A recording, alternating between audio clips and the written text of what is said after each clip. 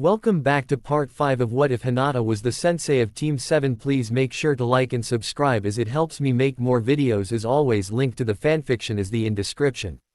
Chapter 9 Sapphire Village Part 2 Tension. The Raikage of Kumogakure was enraged by the report that he was reading Konoha was sending their own shinobi on their border, the village of Sapphire, which by rights belongs to the land of lightning. The anger of Konoha infringing on their territory, their hypocrisy regarding the third Hokage respecting Sapphire's sovereignty would amuse him if he wasn't in a situation where the elders were demanding that he shows strength and not weakness. Ever since that debacle with the Hyuga clan 9 years earlier, things were tense for the village. The Byakugan was something that was sought by his family for generations, even before the 5 nations existed. The best opportunity to acquire the Byakugan had long since passed. The girl they tried to kidnap was now a woman. Now he had another problem on his hands. Not only did they send their own shinobi, but they sent their own Jinchuriki. Konoha is willing to use their own weapon in order to lay claim to what rightfully belongs to the land of lightning. He couldn't let this stand. Darui, his right-hand man, walked into his office with his own team that he gathered, including Killer B. The first of the men was Darui, is a fairly tall, dark-skinned man in his early 20s with a slightly bulbous nose, black eyes that usually look bored, and shaggy, white hair which covers his left eye. He wears a high-collared, sleeveless uniform with loose-fitting pants, bandages on his wrists and the one strap over one shoulder flak jacket of a Kumogakure shinobi. He had a broad, foldable, cleaver-like sword, strapped to his back. Normally he doesn't have it on him unless he goes outside the village, which he is doing on this mission that he's ordering him on. The second was his adopted brother, Killer B, who he mainly calls B for short. He wears oval-shaped sunglasses and a white forehead protector. He also has his village's standard one strap over one shoulder flak jacket, and a long, red rope belt tied around his waist, the standard Kumo hand and shin guards, shinobi sandals, and a white scarf around his neck. The trim on his flak jacket is white. He also carries 6 swords on his back. He thought it was overkill and unnecessary, but he wasn't going to voice his honest thoughts aloud to his adopted brother. He couldn't take any chances even if the Jinchuriki is a child, whether he wants to admit it or not. They are weapons. He doesn't like to look at his brother that way, but that's how it is in this world. Raikage-sama, what is it that you need us for? Asked Darui, who seemed not too interested in what he was assigning them to do. You know why I summoned you here. Those Konoha ninja think they can take what's rightfully ours and claim it as their own. I won't let this stand. He was on the verge of breaking the desk, his fist was leaning against it. Maybe what the report says is true, maybe they're there to help. Would that be so bad? Asked Killer B. Konoha shinobi cannot be trusted. They've been looking for an excuse to retaliate against us ever since the Hyuga incident. I want you to do what is necessary to make them leave. Dismissed everyone except Darui and Killer B. You are not to tell anyone what I'm about to tell you, do you two understand? He looked specifically at Killer B, his brother, who had a really bad habit of not doing what he told him to. The individuals with Konoha are an Uchiha, not Itachi, the criminal with the Akatsuki, but his little brother named Sasuke. He didn't tell anyone how he got his information. He had informants in Konoha. That's how he kept tabs on what was happening in the village. The second important person is Hinata Hyuga, who was recently promoted to Jonin.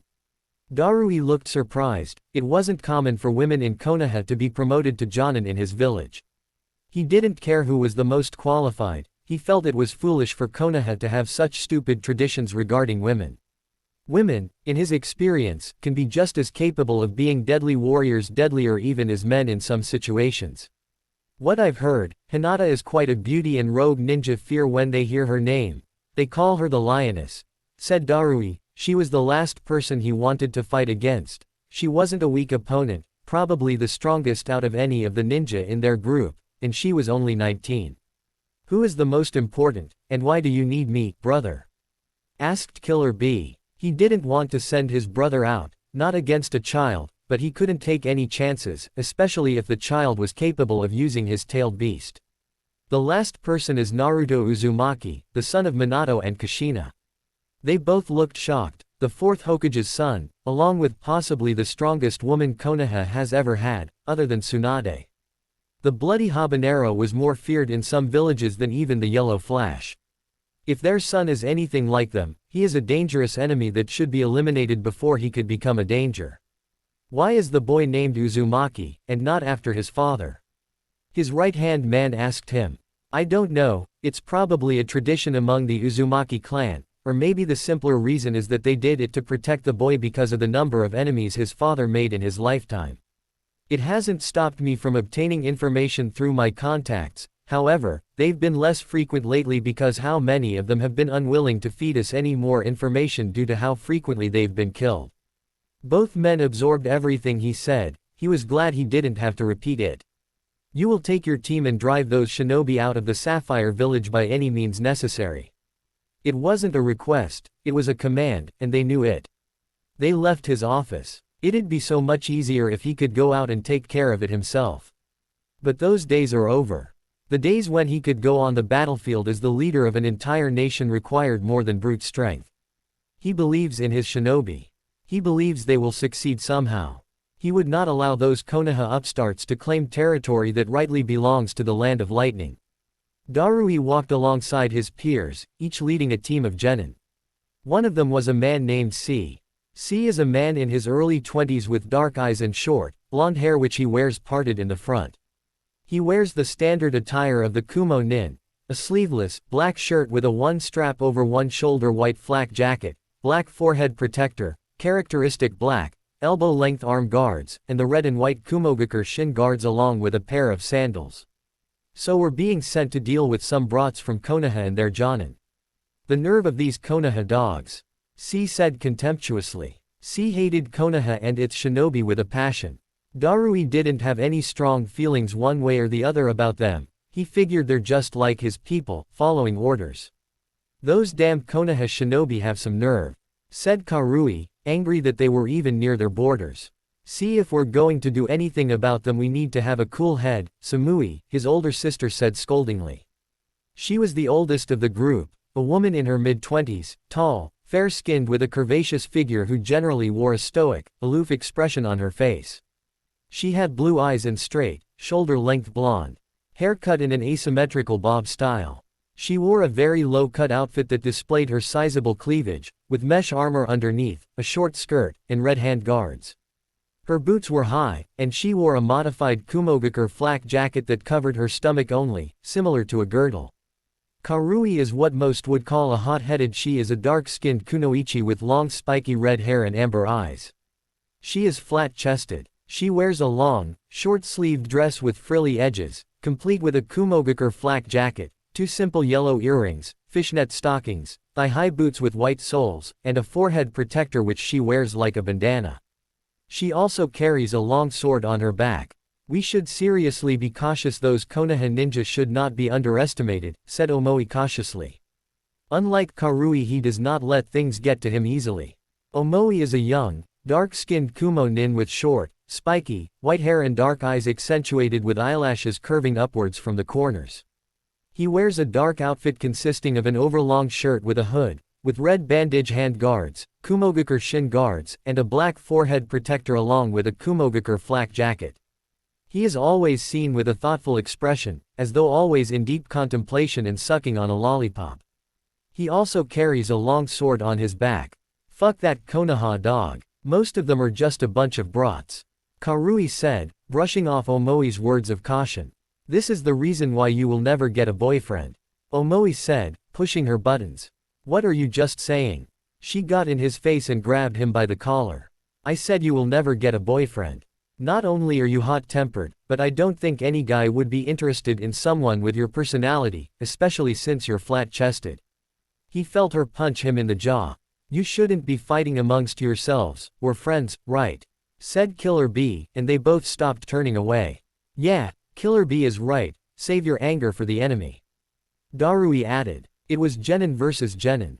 He thought it was a pain, he didn't really want to do it, but he had his orders.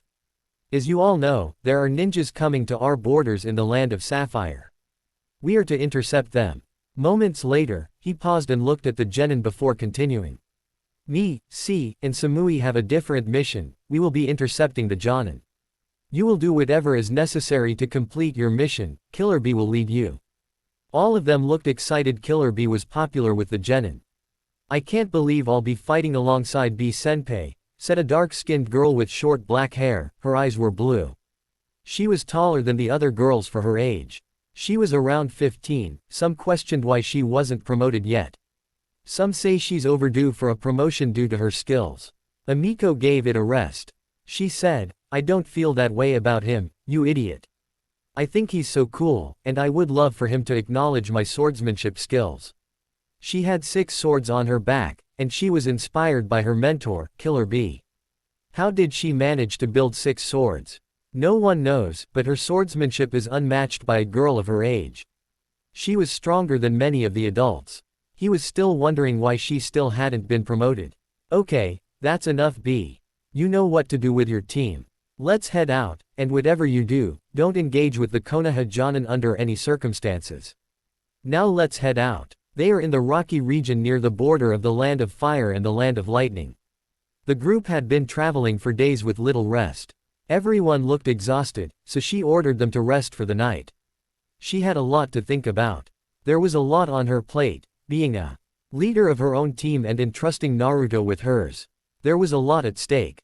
She heard footsteps behind her and turned around and saw Kurenai. You should get some sleep, Hinata. Her friend advised. It's hard to go to sleep when I close my eyes. I hear her scream, her dying scream, and her head tumbling from her body. She blames me for her death. I can't sleep, it's so difficult to sleep since. Hinata couldn't elaborate anymore. Ever since her death, she's been having nightmares and some versions have her entire team dying in the Land of Waves, except her. Some versions also have her having dreams of all of her teammates dying, including those who will be under her command. She has barely slept. What happened was not your fault, Hinata. Any one of us could have made that mistake. Hinata knew she meant well, but she couldn't be convinced it wasn't her fault. You understand as well as I do, every mistake we make, even more responsibility is placed on us because we're women. Men that make the same mistake would not get this scrutiny. Every mistake I make is treated more harshly, but that's not the reason why I don't feel comfort by anything you say. It was my first mission and I failed her. What if I get my other students killed? What if I get some of yours killed or you or, before Hinata can finish what she was saying, Kurenai interjected. I know exactly what you're going through, Hinata. I've been through the same thing. You will get through this. I know you can because you are stronger than you know. Your students can feel it that you're under distress. You can't appear weak in front of them. I know it's a difficult thing for you to hear, Hinata. There will be other mistakes you will make in the future, other choices that will not make you friends with certain people. Difficult choices and impossible choices is what it is to be the Hokage. Every day that we're on missions we have to make choices that are nearly impossible to make. Kurenai told her the truth, even though it was a difficult truth for her to accept. It's not her not being friends with certain people that haunts her, it's her failure. She remembers something a friend told her, and she remembers a conversation she once had with a former friend of hers. 5 years ago, one day before the Uchiha clan massacre, Hinata was training while she was waiting for a friend, someone important to her who she never told anyone about her relationship with Itachi Uchiha. They were really close in the academy. She was Itachi's first friend. The 14-year-old Hinata who had grown her hair out, she tied it into a ponytail. Every training regimen that she was using was taught to her by Itachi and his best friend Shisui. It was not encouraged for Uchihas and Hyugas to train together or be friends. She was tired. She lay down, then she sent a presence and looked. It was none other than Itachi Uchiha. Itachi-kun, I didn't think you would make it. The raven-haired boy smiled warmly at her. I can never break my promise to you, Hinata. You're one of the few people that I can never lie to. He always looks sad every time he says that. It's sad. I can't help but feel sad. You're a good person, you deserve more friends, you deserve someone better than me. She looked down at the ground, ashamed. What's wrong? He asked her. I failed my team, they died because of me. She recalls the last mission she went on, where she was the leader and all of her teammates died. She hasn't been able to sleep since. I've lost teammates too, Hinata. You can't let it destroy you. You wish to be the Hokage someday, the choices will only get even more difficult. Itachi was speaking from experience. Itachi continued, Hinata, both of us want to be the Hokage, it's not the kind of job for everyone. Hard choices will have to be made, and you will inevitably lose friends and make enemies. It's not the kind of job everyone wants. Hinata. He was right, but she still couldn't help but feel like it was her fault. Maybe if I wasn't so weak, I'd just change who I am. I'm too soft-hearted. I keep being told this, I keep telling them I'm not fit to be a shinobi, they should even bother with my dream. I have to change, I have to prove them wrong. I have to. Itachi placed his hand on her shoulder. What makes you who you are? Hinata is your greatest strength, your gentle and kind nature. That is what this village needs. You will be a better Hokage than I will ever be. You're the kindest person I've ever known. Itachi turned his back on her as he looked in the direction of the Uchiha clan compound. Don't ever change who you are. Kindness and gentleness are strengths, not weaknesses. He looked at Hinata as if he wanted to tell her something, but couldn't. Don't give up on your dreams, no matter what. She could help but see a sadness in his eyes. Hinata, can I ask you an honest question? Asked Itachi. Of course, Itachi-kun asked. It took a bit of time before Itachi gathered his thoughts and asked the question that had been on his mind. Can you imagine loving someone and knowing that you have to do something painful in order to protect them, and the choice wasn't a choice at all? Hinata didn't understand what he was getting at. Can you imagine having two choices in front of you? One condemns you and your soul, while the other condemns another soul. No matter what choice you make, it's wrong, but there's a worse one. Do you think condemning your soul to protect someone you love is wrong? Itachi asked her. It was scaring her what he was saying and what he was implying. I don't know what I would do to protect those I love, to protect you, Itachi-kun. She couldn't tell what he was thinking. You're joining Root, you shouldn't, you will only destroy your soul. Itachi said to her, I do it because someone has to drench their soul in blood, better me than you. Hinata said as she wrapped her arms around him. I love you, Itachi-kun. I would kill for you. I would become a weapon for you. That's why I plan to join Root. I could become stronger, she said with conviction. I love you too, Hinata. Please reconsider. Itachi begged. I don't go back on my word, it's my ninja way, said Hinata. She couldn't tell what Itachi was thinking.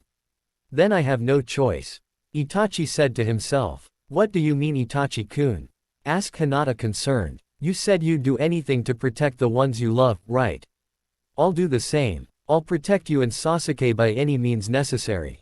No matter what happens, even if you hate me with all your heart, I will always love you, Hinata. Always. He said this with a sad smile. Hinata didn't understand what he meant by that. He walked away, and this would be the last time she saw Itachi as someone she loved. The next time she saw him, he would be her enemy. Hinata didn't know why she thought about Itachi. She hadn't thought about him in 5 years. The hate and betrayal she felt in her heart when he betrayed everyone and killed his clan. She didn't want to think about the confrontation she had with him the night of the massacre. Are you alright, Hinata? You were spacing out just now, asked Kurenai. I'm fine. What you told me reminds me of something a former friend once told me. The woman understood exactly what she meant. It was no secret that she and Itachi were extremely close. She brushed those thoughts aside. Whatever feelings she may have had for him were gone. She had to focus on the present. I'll keep watch. Go get some sleep. You're not going to do me or Asuma any good if you aren't fully rested. She didn't want to argue with her friend. She left and laid down. She closed her eyes and fell asleep. The next day, Naruto was walking beside his team. He felt extremely nervous about being the team leader of Team 7. Sasuke he could deal with, but Kagome was another issue altogether. They barely could stand being in each other's presence, but he knew if he had any chance of ever becoming Hokage someday he'd have to learn to work with others, even with people he doesn't like. Most of the people that he was around he barely recognized any of them. He kept his distance, though one of them he couldn't help but notice a resemblance between her and his sensei. Hanabi Hyuga. He disregarded the thought when they entered the village of Sapphire. They weren't kidding, the name was literal. He had to almost cover his eyes due to the brightness of the sun shining on the village. This village should be rich considering the minerals, but why aren't the Lightning Village or the Land of Fire claiming this village? They could literally be wealthy.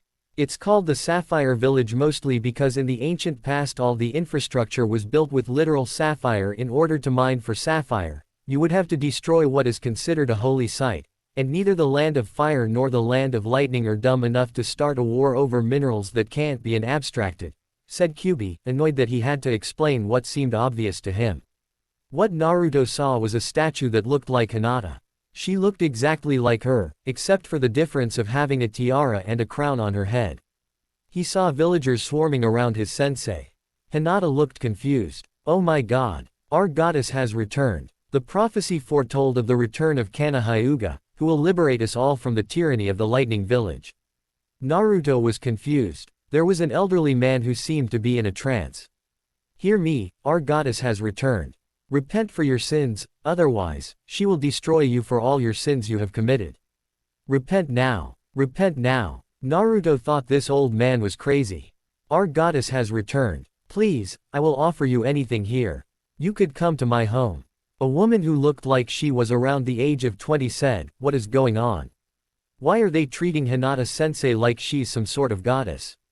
Naruto asked Kyubi, you'll find out soon enough. Naruto was irritated that he wasn't given an answer. You damn worshippers go away, this woman's obviously not Kana, said a bald man on his 70s. His skin was brown and he looked like a man in his 70s. Forgive me, the resemblance to you and Kana is almost impossible to ignore. You look like her twin. What is your name, young lady? The man asked politely. I'm Hinata Hyuga. I was sent here along with everyone else here to help with relief efforts. Hinata answered in a detached manner. I'm sure you can discuss the details of your mission with me. What about your students? He said, pointing to Naruto and his group, they'll be helping your village with anything that's within their power. We have a different mission which we will discuss with you in private. Naruto didn't like being left out of the loop, but there was nothing he could do about it. Hinata and her colleagues left Naruto and his group to themselves. So, what are your orders, leader? Asked Kagome. Do whatever you can for the villagers, help them in any way you can. Sasuke, go with Kagome and help her. I'll be going to assist other villagers in any way I can using my shadow clone jutsu. Naruto did a hand sign and created 20 shadow clones, dispersing throughout the village. What a convenient jutsu that is, said a brown-haired girl sarcastically. With my shadow clones, it makes things a lot easier to scout around the village. I'll know everything that needs to be done before we know it. As if on cue, the clones dispersed, and Naruto learned everything about the village, what needs to be done. Team 8, you'll be needed on the east side of the village. Then he looked at Team 10. You'll be needed on the south side of the village. Then he looked at himself. Sasuke is with Kagome, which is at the north part of the village. He created shadow clones to help in the west. Everyone did as Naruto told them and headed out to do what they had been sent here to do. Kagome thought this village was strange, everything was made of sapphire. How did a land like this exist? All the buildings were made of literal sapphire, even the statue of a woman that looked like her sensei. What was this place? She asked around for any information and how she could help. She was not given anything. Sasuke wasn't having much luck either. She walked to a nearby building which looked like it was abandoned. She went inside. It was dark, she couldn't see. She felt someone grab her and she screamed when she turned around. She saw it was Sasuke and it did it. You asshole, you could have warned me, she said, punching him. It's not my fault you're scaredy cat. Sasuke said teasingly. Fuck you, she replied back. Wow, touchy today, aren't we? Sasuke said mockingly. Has anyone told you you're an ass? Sasuke ignored her comment and replied. It's your own fault for not being prepared. Have you forgotten basic lessons in the academy not to go inside a dark place unless you have something to light it up? Sasuke asked, assuming she didn't know. Don't insult my intelligence, it's not my fault I'm too poor to have everything that's required. She then realized she had revealed too much. Oh, Sasuke realized he had made a mistake. I don't want your pity, Sasuke was taken aback. I didn't mean any offense, she wanted to punch him, that arrogant prick. Whatever, give me one of your torches and make yourself useful, she ordered. He handed one of his torches, she lit it and went inside the building. Sasuke wasn't too far behind her. The building she was inside looked like it had been abandoned for years. She wondered why. Sasuke ordered her to stop moving the torch. She saw what looked like a story of the rise and fall of civilization. This must be the ancient homeland of the Hyuga clan. But something strange I see, the Byakugan and the Sharingan. That can't be right. Sasuke said this out loud in disbelief. Why does it matter? She asked, but he ignored her. She couldn't help but be fascinated even though she didn't care about the history. She was told that a picture could speak 1,000 words, but these ruins she was looking at were over 1,000 years old. You two should get out of here, this is a sacred site. She almost dropped the torch when she saw a woman who looked like she was around the age of 40. We're not doing anything to desecrate it, I was just investigating. She was cut off. This sacred site is not to be trespassed by order of our goddess Kana, especially by an ordinary human like you. Only her descendants are allowed here, you don't have that privilege. She was getting into a fighting stance, there was no way she would attack a bunch of kids, right? I'm an Uchiha, don't I have a right to know about the origin of my own clan? Sasuke asked the woman. Only a descendant of Kana is allowed to walk in these grounds. She was determined to kick them both out. Sasuke was pissed off that this was a holy site for his clan, the origin of the Uchiha clan. He never thought he would find it in this village and he was being denied what should be his by right. How can I prove that I'm a descendant? Asked Sasuke. You don't have any proof that you are a descendant and there is no proof that you carry her blood. You are a descendant of Madara, the traitor who stabbed our goddess in the back after she offered him friendship and love. Get out of this holy site before I make you a Dark One. Sasuke was tempted to get into a fighting stance, but he couldn't afford to get into any unnecessary fights. Fine. Sasuke and Kagome left together. Sasuke took one last look at the woman, and for what he saw, he knew she was ready to kill both of them to make them get out. When they both got out, when they were completely out of earshot, Sasuke spoke out loud. This has to be the first place of the Uchiha clan, there's no mistake. It's no wonder Konoha wants a claim to this land. He spoke out loud. Kagome chimed in. This would also be the birthplace of the Hyuga clan too, don't forget that. She reminded him. He didn't need to be reminded, everything he was told seemed like a lie. There's no way the Hyuga clan doesn't know this. Sasuke said. He was angry just how much about his clan was lost thanks to his brother's betrayal. Your clan probably knew as well, but we can't ask any living Uchiha other than that butcher whether it's true or not. He twitched at the very mention of his brother, but he appreciated Kagome not mentioning his name. Can that explain why our sensei was treated like a goddess? Who is this Kana Hyuga? Sasuke wanted to know as well. Just who is this mysterious woman, and what is the history between this village and Kana Hyuga? Perhaps his mother and father knew about this village and its history, but he can't ask them now because they're dead.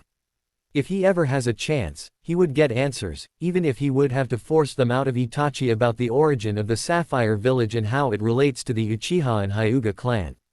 The mysterious woman, who resembles his sensei Kana, just whom was she? Why has he never heard of her before? More knowledge is lost. His father likely knew about her, and the only other people that would know are the elders of the Hyuga clan. And they're not going to give him any information about her anytime soon. Hinata, Kurenai, and Asuma walked until the edge of the village. What Hinata saw shocked her as she looked around. She saw what looked like a landslide hit the Sapphire Village. How many people had been killed? She got closer to the site and she inspected it when the man was with them. He waited patiently as she investigated it. She activated her Byakugan. She saw traces of a jutsu being used. Someone had purposely caused this landslide, but why? About a week ago a landslide devastated our village and killed hundreds of our people. I'm hoping that you three can find out the cause. The old man said to the group. Hinata got up and looked at the old man and asked him a question. Do you know where someone might have used a technique to cause a landslide? She asked him, wanting to know more information and hoping because of her eyes to know if the man was lying or not. There's only one place I can think of, but that would mean entering the land of lightning and that could cause us problems. The man cautioned. She knew it could potentially cause a problem, but she couldn't get to the bottom of it. She couldn't investigate. We will have to investigate the place, it could have happened in that direction. Hinata pointed east, where the landslide came from. That could be dangerous, Hinata. Asuma advised against an action of going to the east in the land of lightning. She knew he was giving her good advice, but there was no other way of investigating what truly happened. We have to investigate it. We can't do it right now because the sun hasn't set yet. We are better off doing it at night when we have the cover of darkness. He looked at her teammates who didn't like the idea that she was suggesting one bit. If we're not careful, we can trigger a war. That's the last thing we need. Kurenai said, concerned. I don't like it either, but Hinata is right. We have to find out what happened, and we aren't going to find out unless we go to the scene of the crime. Asuma said, defending Hinata's decision. Nothing I say will sway you. Come to my home tonight. There's much we need to discuss before nightfall. They followed the old man to the edge of the village, where his home resided. He opened the door to allow them to come in. It wasn't a big place, it was only big enough for a few people. Everyone sat cross-legged. The man poured tea that he had brewed in all of their cups. Hinata made sure it wasn't poisoned. Before she took a sip, the man started speaking. I'm pretty sure you have questions about what happened earlier. I will answer them the best I can. She really did want to know why they looked at her like she was a goddess and who was Kana Hyuga.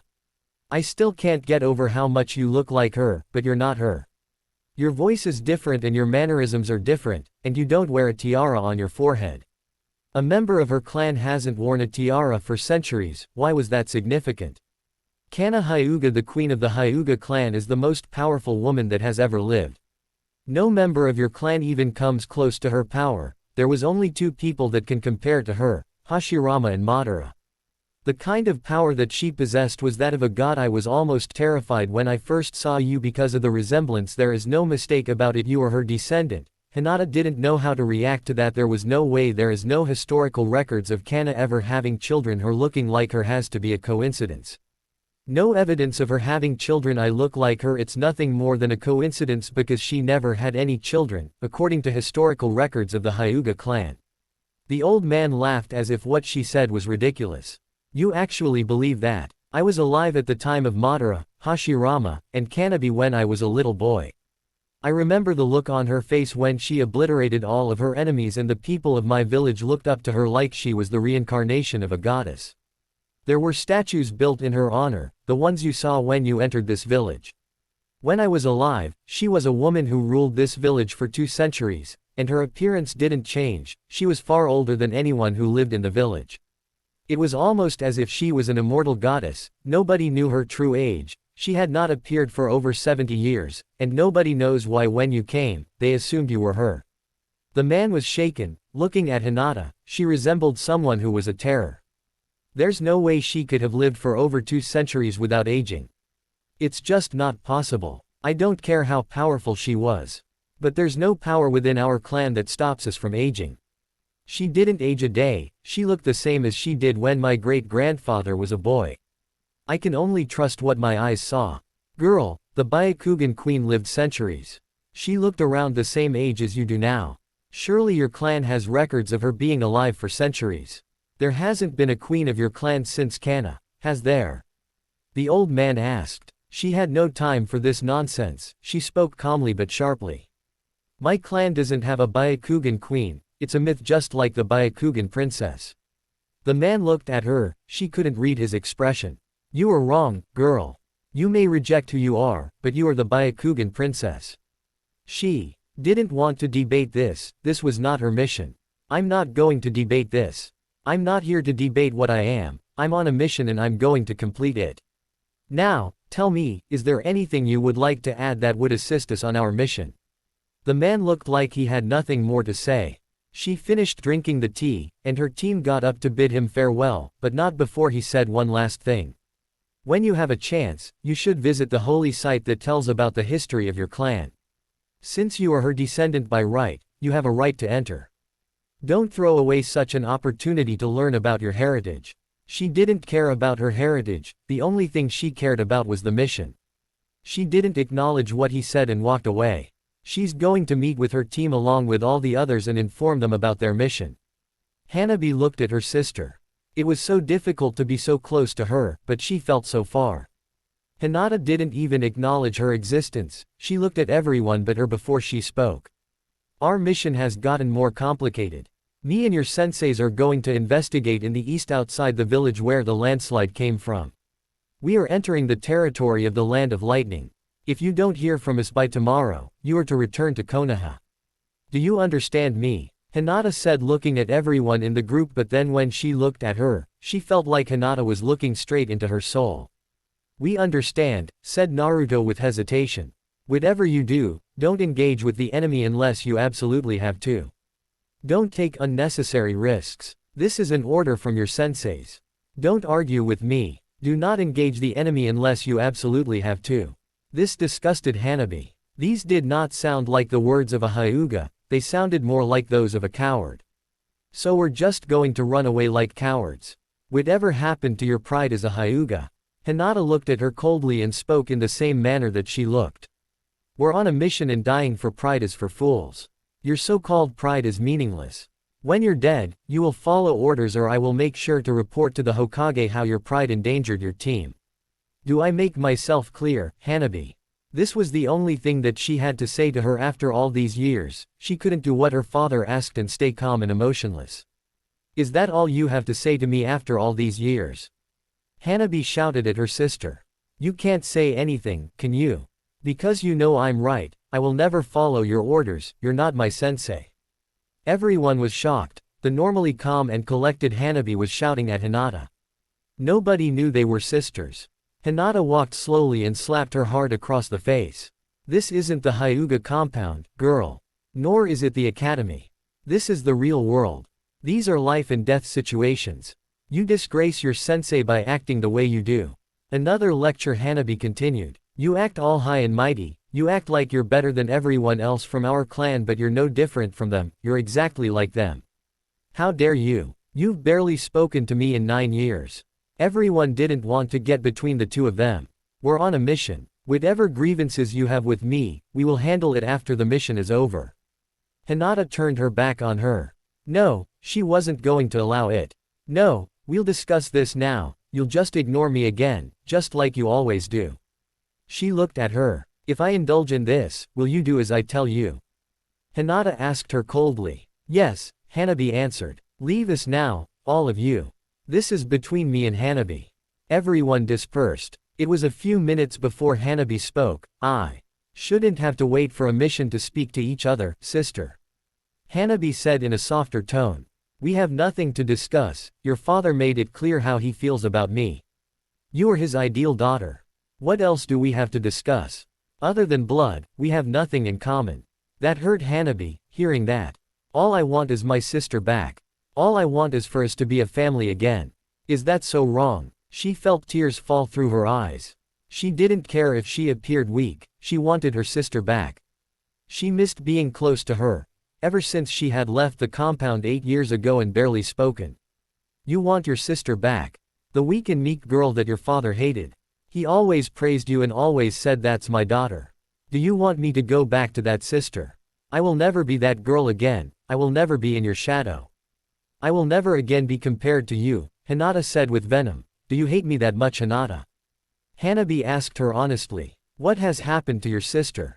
When I look at you, you're the very thing that you hate. You remind me too much like father and elders of the clan. You're hateful and vindictive. Do you hate me, sister? Can you at least be honest with me? She asked Hinata. We have a mission, this is not the time or place for family matters. Hinata said coldly. When is it the time, sister? Every time I try to talk to you, every time I try to get you to speak to me, you brush me off like I'm some sort of annoying pest. She didn't care about the mission, all she wanted was her sister to talk to her again. We are ninja, and personal feelings or grievances don't come before the mission. Hinata said, ignoring her question. You're just like him, you're just like your father, you care about nothing but duty, you care about nothing but the mission. How are you any different from him?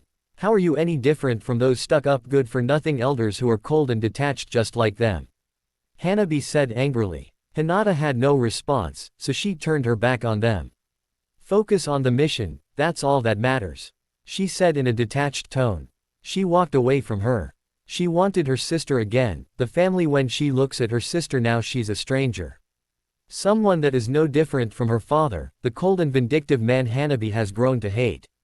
Naruto couldn't help but notice tension between Hanabi and Hinata. When Hinata returned she looked upset. Speak to her, Naruto, it's important what's going on between the two sisters. She needs an outside perspective since you never grew up with siblings. Your perspective would be needed, Kyuubi advised. Should I really get involved in their business? Naruto asked him. Whether you do with my advice is completely up to you kid, but I would advise you do not ignore this. To do so would be a serious mistake. QB had a point, although how can he approach her without being angry with him? He noticed Hinata was alone, he had to choose his words carefully. Do you want to talk about it? Naruto asked her. No, she answered sharply. Why not? Isn't she your sister? Naruto said, on the verge of losing his patience. You wouldn't understand, she said dismissively. Then make me understand, Hinata-sensei. I don't have siblings, I never have. I just can't fathom how someone can treat their own sibling in the way you treated your sister. Haven't you considered how she feels? What do you know, Naruto? Hinata said, raising her voice but immediately regretting it. I'm sorry. I keep forgetting you never grew up with a family that was insensitive of me. Hinata said apologetically. I want to understand, Hinata-sensei. I really do. I don't pretend to understand what goes on with your clan, but would it really hurt to simply talk to your sister, and not as a shinobi but as family? Naruto asked her. It should have been you who died, her father told her right after her mother's death. Hinata cried at the memory. It hurt more than any physical beating she ever received. It hurt more than anything she had ever heard. She ran away when she heard her father say that. She never even bothered turning back. You don't know what it's like to have someone who's supposed to be your father wish you would have died. Those words hurt more than any physical hit he could have ever given me. That would have been preferable than hearing that. She couldn't anymore. At the day her mother died, and the aftermath was the most painful day of her life. I'm sorry for reminding you of such painful memories. I just don't think it's fair to blame Hanabi for that. Naruto is right, and it was painful to admit it. Hanabi was right, she was becoming the very thing she hated. She was once told by Itachi that her greatest strength was her kind and gentle nature. She hated that part of herself and did everything in her power after the Uchiha clan tragedy to destroy every aspect of that part of herself. She couldn't do it because she was inconsistent. The only person she acted like her true self was Itachi and Naruto. She had almost forgotten what she wanted to do besides being the Hokage. She wanted to be like her mother, but she really had fallen that far that she became a lot like her father. Has she come that vindictive? You are weak and pathetic. You are a fool to trust me. You were a fool to love me. I can end your life if I wanted to, but you're not worth killing. You are weak and pathetic. You were never suited to be a ninja. You were never suited to be Hokage. You were never suited to be a member of the Root. You are a weak, spoiled brat. Itachi said to her 5 years ago. Had she really changed that much since that night? She almost doesn't recognize the kind of person she has become. What was she? She had forgotten what she had truly desired outside of her dream of being the Hokage. She doesn't remember spending 5 years with a deep-seated hatred for Itachi, her inability to trust people, and an even longer hatred for her father. You are just like me. One day, you will see the truth. Hinata, on how weak and pathetic your clan truly is. Until you figure out that truth, I will spare your pathetic life. Live like the coward you are. Itachi said to her as he beat her to the inch of her life. How far has she fallen? Then she thinks of the one person she wants to protect above all. At least she can fulfill a promise she made to Kushina. That's all that matters. Nothing else matters, not even her dreams. Make sure that everyone follows your orders, Naruto. I entrust everyone's safety to you. She walked past him, ashamed of herself. She couldn't resolve anything about her sister. Not now. There was too much at stake. The mission had to come first. Hanabi was alone, she didn't want to be in anyone's presence. She heard footsteps and saw it was none other than Kagome, who was considered the bitch of Team 7. Why are you here? Hanabi asked, demandingly. She has no idea what she's throwing away, and it pisses me off. The girl said to her sympathetically. I didn't think you would be on my side. Hanabi said, surprised. Just because she's my sensei doesn't mean I'm going to lick her boots. I can't stand people that don't appreciate what they have. The brown-eyed girl, sympathizing with her, wasn't something she would expect. Family is what is most important to me. I cannot stand people who don't appreciate the family they have. I don't pretend to know what happened between you and your sister, but it makes me angry to see her treat you the way she did. You didn't deserve that, she said empathetically. You know you're not as much of a bitch as you act. These eyes don't fool anyone, you're not as much of a bitch as you come across. The girl blushed at the compliment. Please don't tell anyone, it would ruin my reputation. They both laughed. Thank you, Kagome-san. I hear what you said means a lot to me more than you know. Everyone thinks I'm just cold, just like the rest of my clan, but I'm not like that. I just want to make my father proud and I want my sister back. I have all this pressure just to succeed. My father doesn't think I'm capable of it. She didn't know why she was being so open with Kagome of all people. The girl listened. I'm just doing what I can. I know that someone is on your side, regardless of how this turns out with you and your sister. It felt good for Hanabi to know someone was at least supporting her. We should get back to our teams. We don't want our team leaders getting upset because we were late, right? Kagome got up but not before Hanabi spoke the last word. If it's not too much to ask, I wouldn't mind. I mean, it's stupid, and I'm even asking her. Kagome looked at her curiously. What is it? She had to say it now or never. You mind if we can do this again when there's no one else around? She wanted to say something else but she didn't have the courage to. She was discouraged for being friends with people who were considered of lower class status, but she didn't care. Someone like her understands her more than anyone from her clan. It'd be nice to be able to talk to someone who isn't part of a clan for once. Sure, I'd love that, Kagome answered without saying anything more. They went their separate ways. She went back to her team. Shino looked at her curiously, wondering why it took her so long. We should stay focused on the mission, Hanabi. Whatever your feelings towards your sister, resolve it after the mission. Shino said matter-of-factly. I know that I don't need a lecture, despite how she came off. She didn't hate her teammate, she just didn't want to hear another lecture. Come on, man, you gotta understand how important family is. Kiba defended her. Regardless if it interferes with our mission or endangers us all, our focus should always be on the mission first. Everything else is secondary. I know what we have to do for our damn mission. Do you think I don't know that? Stop treating me like I'm a child, Hanabi said angrily. I'm only pointing this out because it could endanger our mission. Do not forget that every action we take could endanger everyone around us, including our teammates. She wanted to punch him, she already knew this. Can you please just lay it off? Said Kiba, annoyed. It's okay, Kiba. Let's just focus on the mission that's assigned to us. Hanabi said, wanting to drop it. They looked at each other and they both agreed. Hanabi wasn't going to give up. She was going to try again, and this time she would get her sister to listen to her and not dismiss her concerns. She didn't know if she'd ever have another chance like this again, and she couldn't waste it in the village. Her clan wouldn't let her talk to her outside the village. She was outside their jurisdiction, so they couldn't tell her what to do. She was going to make her talk, even if she had to force the issue. Resolved to do what she set out to do, she followed her teammates and, for now, focused on the mission. She put whatever issues she had with her sister on the back burner. She couldn't get what her sister or Naruto said out of her mind. She wanted to prove them both wrong. She felt disappointed in herself. She felt like she failed somehow, that she lost Naruto's respect. Her anger over her father's words and her resentment towards his favoritism towards Hanabi. Kurenai knew Hinata was troubled. Are you all right? Kurenai asked. Am I a bad person, Kurenai? Hinata asked. The older woman thought for a second before she voiced her thoughts. No, I don't think you're a bad person, her friend answered. I don't know how to talk to her for almost a decade. I wanted to avoid anything that has anything to do with my clan, especially my father, she reluctantly said. She talks about you a lot, Hinata. She's proud of you, proud that you have come so far, but is sad that you're not really part of her life or her family. She did not know that Hanabi cared that much.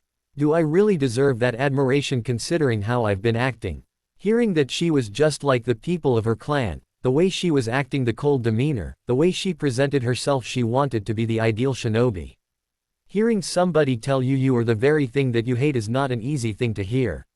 I know from experience, Asuma said, thinking of his father and their rocky relationship. I don't know how to even talk to her. Asuma cut straight to the point, knowing that Hinata would be hearing what she didn't want to hear. The first thing you could do when this mission is over is simply talking to her. You're lucky to have family, Hinata. There's a lot of orphans in this village, Naruto being one of them. Hearing Naruto's name made her feel even worse. I feel like I've lost Naruto's respect by the way I acted. Both of her friends looked at her like she said something funny. I highly doubt that you're the first person to treat Naruto with any respect other than Iruka. You're the first person to treat Naruto as a human being. I doubt a few mess-ups will have him not respect you or even admire you. Kurenai said to reassure her. Well, it's no secret that the boy has a crush on you after all. Asuma said, smiling as if it were common knowledge. I don't know what you're talking about, Hinata said dismissively. Before they could elaborate, they got to their destination. Hinata knew they had to cut the chatter. She signaled for them to stop. We have to keep our guard up, Asuma advised. He took his weapons from his pouch in order to get into a fighting position, expecting a fight. She activated her Byakugan. She knew there were 3 chakra signatures nearby. She didn't want to fight, but she was willing to do so in order to find out what happened regarding the national disaster. Amiko walked alongside her peers. They were close to the Sapphire village where B's group was. She was eager to see action. Her other teammates looked bored out of their minds. Amiko paid them no attention. I can't believe the first time we're going to see some real action is finding a bunch of fresh academy students. What a waste of my skills, Karui said boredly. What's the problem? This gives us a chance to fight alongside Killer B. This doesn't seem so bad to me, Omoi said, not really caring about fighting a bunch of Konoha ninjas who are essentially fresh from the academy. Beating a bunch of fresh meat from the academy is not my idea of a fun time, said one of the other genin, a boy who was around the age of 14. Well, I heard Sasuke Uchiha should be a challenge, said a girl who was around the age of 16. It matters not whether or not it gives me praise from B-senpai, that's all that matters to me. Said Amiko excitedly. You will praise anything that B does even if his rap is horrible. You never change, Amiko. A red-haired boy said annoyed. Shut up, what the hell do you know? His rap is amazing, you're just not cultured enough to appreciate it. She said as she hit him on the head. Now you pissed me off. The boy got up about to fight Amiko until B got between them. Our enemy is Konoha, not each other. B said firmly. He turned away in annoyance. When will we fight these damn ninja? I'm losing my patience. Karui got up and paced around. All good things come to those who wait, Omoi said as he was eating his dinner. We will teach those Konoha ninjas not to come here again, oh. B said as he wrote that lyric down, but wasn't satisfied with how it came out. The Konoha genin have no idea what awaits them. Amiko smiled. She would be able to show off her skills soon. Who would be a worthy swordman to fight against her was another question entirely. Who was worthy? She hoped there was someone at least in the Konoha genin who could put up a fight. She couldn't wait for the sun to set. That's when their team would strike. Darui knelt on one knee and pointed with his index finger in the direction where the disaster had occurred. Whoever caused the disaster used an earth-style jutsu. What kind of earth-style ninja did this? It was almost as if whoever did this did it to frame the land of lightning, making it look like it was their fault in order to make it seem like they were the aggressors. He didn't like this one bit. It was much worse than what was reported. Whoever the damn bastard was, they covered their tracks well, C said, disgusted that someone did something so dishonorable and destructive to civilians. That's what most of the people in the land of Sapphire are like, they're not warriors. There is no definitive proof, but Konoha must have been involved somehow. There's no way the land of Earth would do this, even though they have many Earth elemental ninjas. Samui couldn't help but point out that there was no way to dismiss the possibility. So what do we do, Darui? What are your orders? C asked him anxiously, knowing he'd be encountering a Jonin, but something told him not to jump to conclusions about the true enemy showing themselves. I say we hide in the shadows for now and wait for the enemy to reveal themselves.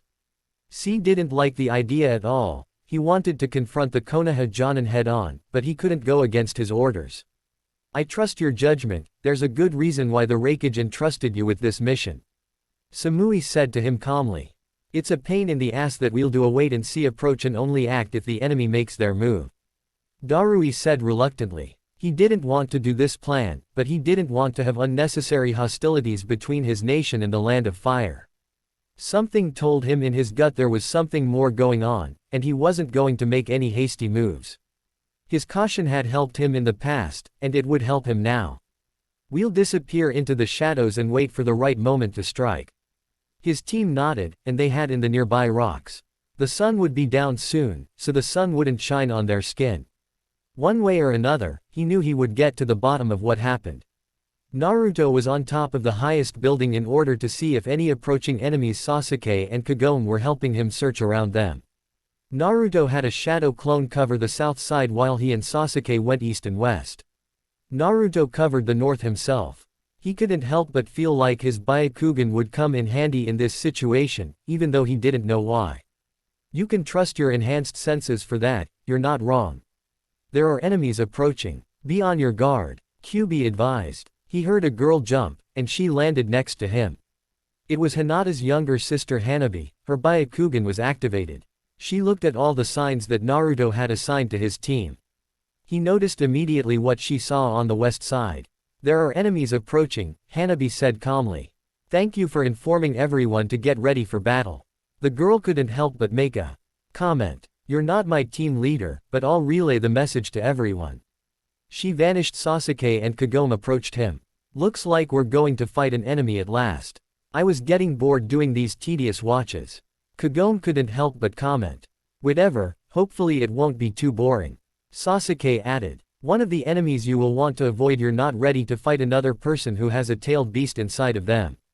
Kyuubi said, leaving no room for argument, and didn't know what he was talking about. I will do what I can to protect my teammates. I won't let anyone die. Believe it. Naruto's team went into formation and they were ready for battle. The masked woman looked at the site where the disaster had happened. Her mission was specifically to ensure that the Land of Lightning did not benefit, and that the current Hokage would not either. It didn't matter if the team's scent succeeded, it was more important that Danzo's rival looked bad with his bad judgment. She saw the three ninja hiding, and they were so easy to dispatch. However, that was not her mission was to finish what the previous agent had started. She would wait until nightfall to complete the jutsu that would completely annihilate the Sapphire Village and all of its residents in order to guarantee the mission ended in failure.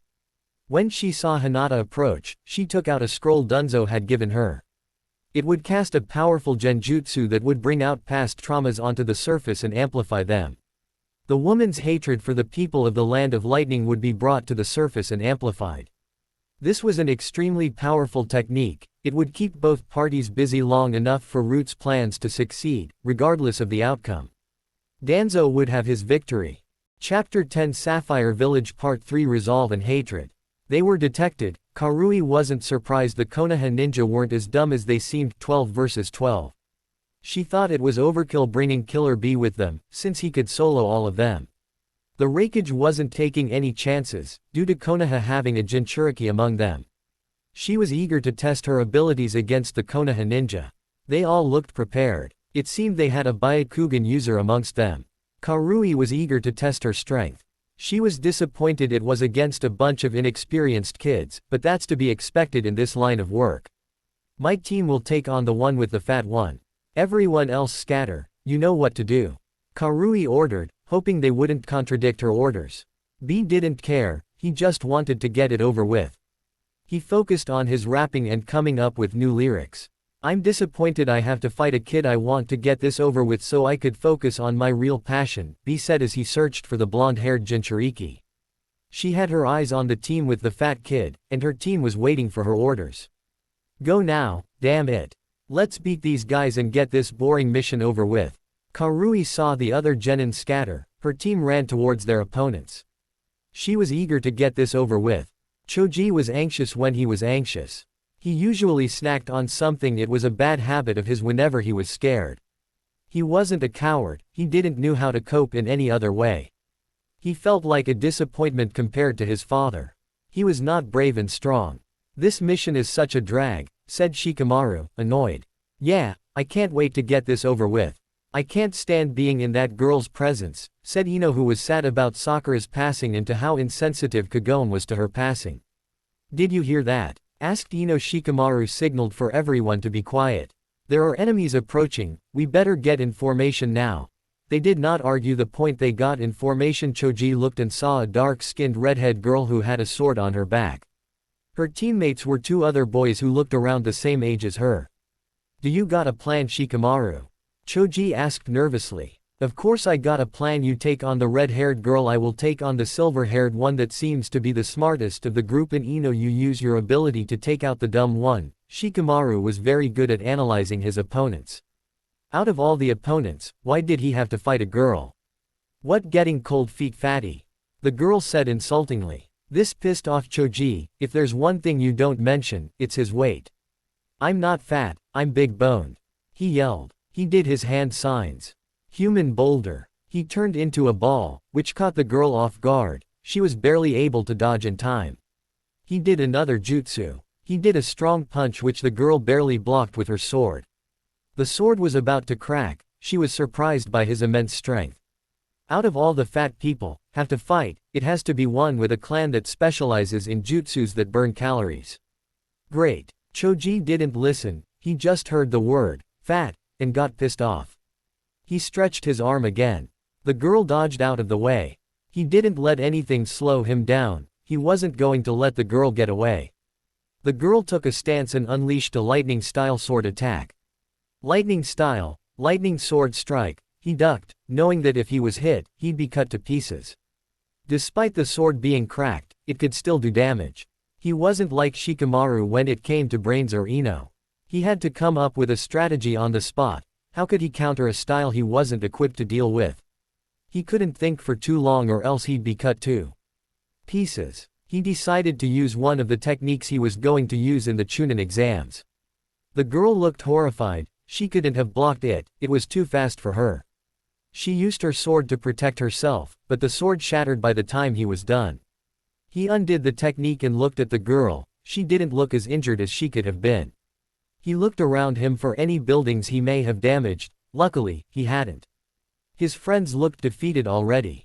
Apparently Choji fought the toughest among them. The girl looked at Choji confused on why he didn't kill her. Why won't you kill Konoha ninja? The girl asked him, confused. I have no reason to kill you. You were only doing your duty, you didn't harm anyone in this village, and I don't like killing people. The girl laughed like he was telling a joke. You're a ninja and you're showing mercy. That's funny. They were silent. Why are you here? Choji asked her. Because you're infringing on our territory. We don't believe for a second you are here to do anything to help this village that you had a hand in harming in the first place. The idea that his country would do such a thing angered Choji. That's outrageous. My team is here, along with everyone else, to help the people. We're not here to make things worse for them.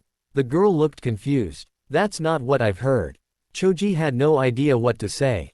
If we're both here to help and one party is guilty, then who was truly behind what happened here?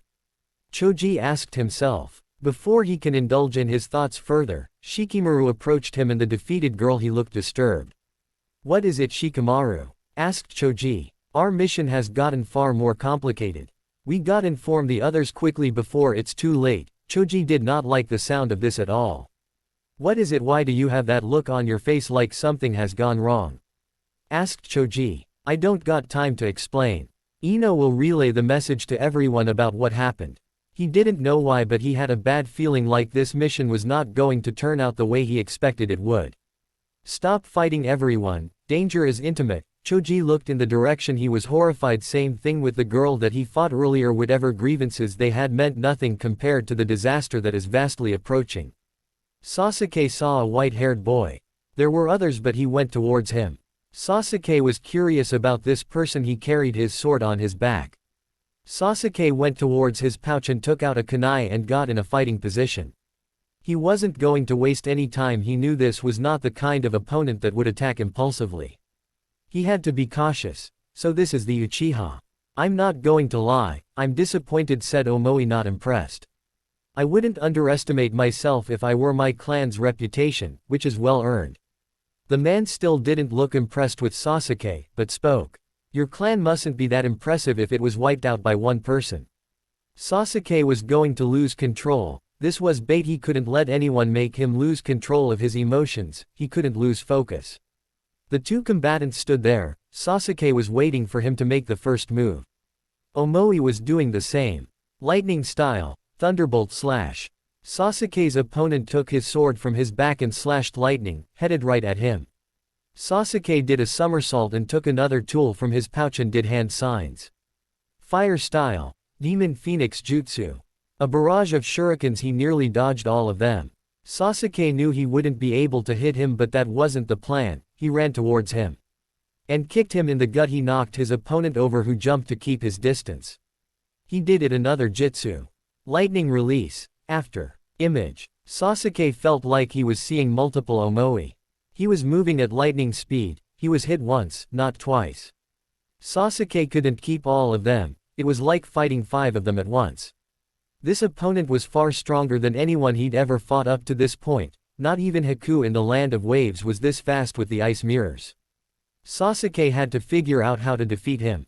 He didn't want to use his Sharingan so soon. It took up a lot of chakra. He wanted to use it only in situations that were necessary because he hadn't mastered it yet. There was no choice but to use it. If he did, he would lose. He activated it, and the after image made more sense. It was easier to find the real target. He waited for the right opportunity, and when he was about to hit Sasuke again, Sasuke did a somersault kick and hit him at his face. The terrain that Sasuke was in gave him a disadvantage. If he were fighting in a forest, his jutsu at his arsenal would be far easier to utilize. He was not trained to fight an open terrain that was mostly stone. His opponent, he couldn't use his techniques again because the Sharingan. He was going to be a lot more cautious, but Sasuke couldn't let him come up with a plan of counterattack. He had to beat him, and he had to beat him quickly. His Sharingan wasn't complete. He has difficulty activating it at will. He has to win now. He charged as fast as he could. He took another kunai from his pouch, dual-wielding 2 knives. Charging at him like the wind and the night sky were propelling him, he tried to counter Sasuke's weapons with his sword. Sasuke pressed his attack, jumping as his opponent tried to counter. He did a lightning-style jutsu that hit Sasuke. He screamed in pain. It's a shame that your sensei wasn't Kakashi of the Sharingan. He could have taught you how to properly utilize your gift, but you're stuck with that woman instead.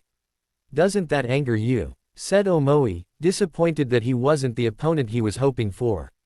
Sasuke thought about Hinata. She wasn't the kind of sensei he would have chosen, but she isn't a bad teacher. She helps her students. Sasuke has seen benefits since she started teaching him. She may not be able to teach him the Sharingan, but no teacher can. That's something he has to learn on his own. My sensei killed Zabuza, one of the 7 swordsmen of the mist. She is called the Lioness. She is one of the strongest shinobi of Konoha. I will not allow anyone to disrespect her, especially you, considering your village almost started a war in a failed kidnapping attempt on her 9 years ago. His opponent didn't take the bait. Trying to dig up the past won't rattle me up. I can see that your sensei's reputation precedes her, and I will not comment about what our village tried to do to her. This is not what this is about. You have trespassed on what is rightfully our territory. You are responsible for what happened. Konoha ninja were responsible for the national disaster. He pointed at Sasuke accusingly. Enough talking. I'd rather settle this right here, right now. Sasuke resumed his fighting stance. He didn't think he'd be able to last much longer. He had one more gambit at his disposal. Could he really afford to use this move yet? No, he had to. He couldn't afford to die yet. Too much depended on it. Before Sasuke could make his move, he heard a voice from Ino. Stop fighting everyone, danger is imminent. Both Sasuke and Omoi looked in horror at whatever was happening. Sasuke jumped into action. Whatever grievances he may have against his former teammate at that moment didn't matter. A disaster was about to engulf Konoha, and it didn't matter who was friend or foe. The only thing they had in common was saving the people of Konoha. If Sasuke were to deal with his former teammate after they saved the village, he assumed they wouldn't fail. Kagome has never been involved in a real battle before, so she has to be careful, otherwise, it could easily lead to her death, and she can't afford to die. Her mother depends on her, so she will do whatever is necessary to win, even if it involves dishonorable or underhanded tactics. Nothing is off the table. She looks at a girl with black hair who has a sword on her back. This gives her a chance to find an opponent who uses the same kind of weapon as she does. She takes her father's sword out of its sheath. So you're a swordsman too. This should be interesting. I wonder if your swordsmanship skills compare to mine. I was trained by Killer Bee himself. I would be disappointed if you were to be defeated so quickly. After all, it's not every day I get to test my skills against a Konoha ninja. Amiko was clearly older than Kagome and likely had more experience. She had to be careful of this opponent, who couldn't be underestimated. I wouldn't underestimate myself if I were you. I don't care who your teacher is. Unlike my peers, I don't care about things like honor because there is no such thing in this line of work. She got into a fighting stance. The girl looked at her disappointed as if she was expecting someone like her as an opponent. You have no soul, that stance. This confused Kagome. Why would she say something so ridiculous? Her opponent withdrew her sword from its scabbard. His sword was longer in length than Kagome's.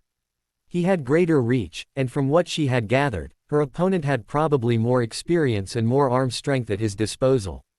He had come a long way since the academy. She wasn't the same girl anymore. She was way stronger. You better not underestimate me, it would be a big mistake, Amiko advised. The two said nothing, was waiting for her opponent to make the first move. Kagome noticed that her opponent was impatient. She was going to make the first move. She wasn't disappointed as she made her first move. She blocked what would have been a lethal blow. The clash was intense. She knew she couldn't match her opponent in upper body strength. She had one advantage over her, but what Kagome had that was different was the ambush of surprise. She did a hand sign. Water style. Water blade. Another sword appeared on her other hand and she hit her opponent with it, who was knocked back. It was not sharp like her metal blade, but a sword made of water was deadly nevertheless. She didn't possess the ability to turn it into ice yet. She didn't have that kind of mastery over the jutsu, but had she done the ice variation, her opponent would have been dead on the spot. She knew it wouldn't kill her opponent. She got up and looked at her almost as if she were amused. Interesting jutsu. You've got a weird style, but it's a shame you didn't train with it for a few years. You could have won this battle instantly. She did her own hand sign and a lightning sword appeared in her other hand. This was bad. She knew she couldn't counter her lightning with water. She undid the jutsu. She made a fatal mistake. She ran in order to keep distance from her opponent, but her opponent was faster than she was. She did a hand sign, wind style, wind barrier. The lightning blade dispersed immediately. She was fortunate, she managed to undo the jutsu on time. The girl looked impressed with her quick thinking. Then she noticed the girl as if she had 5 extra hands and withdrew all of her swords and held them all like she had claws as blades. You didn't think these were just for show, did you? Big mistake. You should have known better than to underestimate me. The girl charged at her. It wasn't just the additional blades that was different, her speed. If she wasn't careful, she could be cut to pieces. She was not equipped to deal with a person with this kind of fighting style. Now there's always situations in this kind of life to expect the unexpected. She had to come up with a strategy, and quick, if she didn't want to go to an early grave. She had to think what her instructor in the Abu told her when it came to encountering a more experienced swordsman than herself. Always look for an opening in their technique, don't strike prematurely, always look for openings if you have to run, said Kakashi. She ran knowing that's what her mentor in the 2 months prior to ending up on her team told her to do. She ran. The girl was not too far behind her. She wasn't as good at this technique as Naruto, but it was the only way to get her some distance. Shadow clone jutsu. She created 3 shadow clones and dispersed. She hid in one of the buildings. She had a technique she could use, but if it missed, she could die. She was told by Kakashi never to use this technique unless there was no other choice. She hasn't mastered it yet, but it was dangerous because her opponent had lightning and it could be countered, but what choice did she have? She did all the hand signs and jabbed her sword to the ground and did a nature release. Her sword had wind and water properties. For a short time, she would have faster swinging speed, but if it missed, it would be over. The girl charged at her shadow clones, which served their purpose. This was it. She charged, cutting off her opponent's guard. She was about to defend herself, but then she heard a voice that caused both of them to stop. Stop fighting. Danger is imminent, said Ino. Kagome looked and realized what was happening. Her opponent didn't need to say anything to know that there were bigger priorities than their battle. They put their swords away and, without thinking, jumped. She couldn't help but think that, if it hadn't been for Ino, she would have been killed. She lost, and the only reason she's alive is because of luck. Hanabi was staring down at her opponent, who is a redhead boy. There was nothing special about him in terms of his appearance. He was light-skinned. He didn't waste any time in attacking her. One thing she was taught during her training with her father: always end a fight as fast as possible. The gentle fist was the greatest taijutsu style in Konoha. She had to end this fight fast, she couldn't delay, her teammates need her. Her opponent didn't give her any chance to come up with any counter-attacks. He pressed on, he attacked her left and right. It took everything she had not to get hit by a killing blow. Despite being talented, despite being chosen over her sister as the heir of the clan, she was nowhere near Neji's level. Her cousin would have made child's play of the opponent that she's fighting. All she is doing is dodging.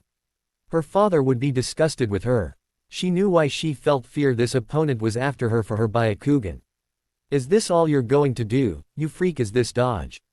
Apparently you Hyugas are not what you are made out to be, the boy said mockingly. Hanabi wasn't going to take the bait.